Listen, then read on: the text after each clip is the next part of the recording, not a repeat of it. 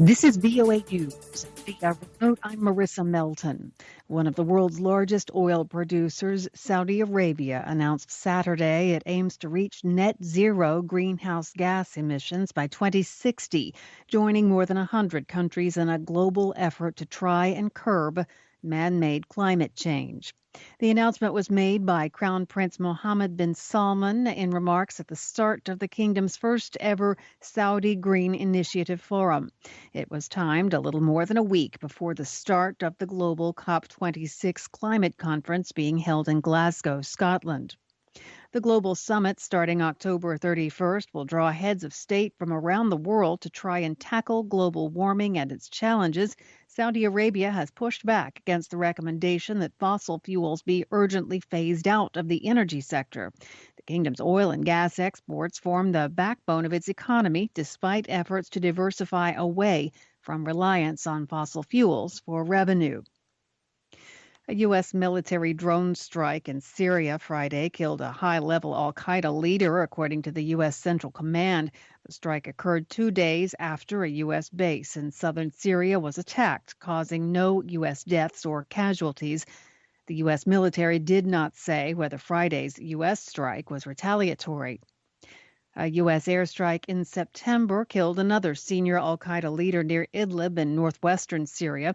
As of late September, Syria's 10-year civil war involving foreign troops, militias, and jihadists had killed at least 350,000 civilians, this according to the United Nations Office of the High Commissioner for Human Rights.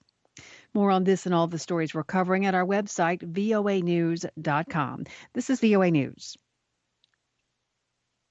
Colombian military and police have confirmed that they have captured Dairo Antonio Usuga, known as Otoniel, Colombia's most sought-after drug trafficker and leader of the Clan de Golfo. He was captured on Saturday during an operation carried out by the country's armed forces. Colombia had offered a reward of about $800,000 for information concerning his whereabouts. Italy's right-wing former Interior Minister Matteo Salvini went on trial Saturday on charges of kidnapping for refusing in 2019 to allow a Spanish migrant rescue ship to dock in Sicily, keeping the people on board at sea for days.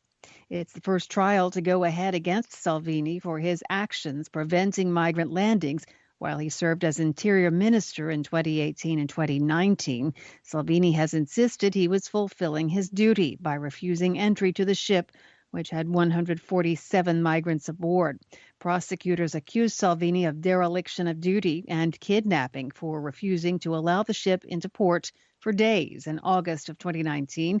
Some migrants were taken to land for humanitarian or health reasons. The rest were eventually allowed to disembark on the island of Lampedusa. At least 2 people were dead after a bomb blast in the Ugandan capital of Kampala, according to a tweet by the Ugandan police political commissar on Saturday. The cause of the blast was not immediately apparent, and there was no immediate claim of responsibility. At least 7 people were injured in the blast in Komamboga, a suburb in the northern outskirts of the capital, Kampala. Bomb blasts in Uganda are rare. Kampala suffered a major attack by Somalia's al-Shabaab in 2010 that killed dozens of people. The group said it had attacked Uganda as a punishment for its deployment of troops in Somalia.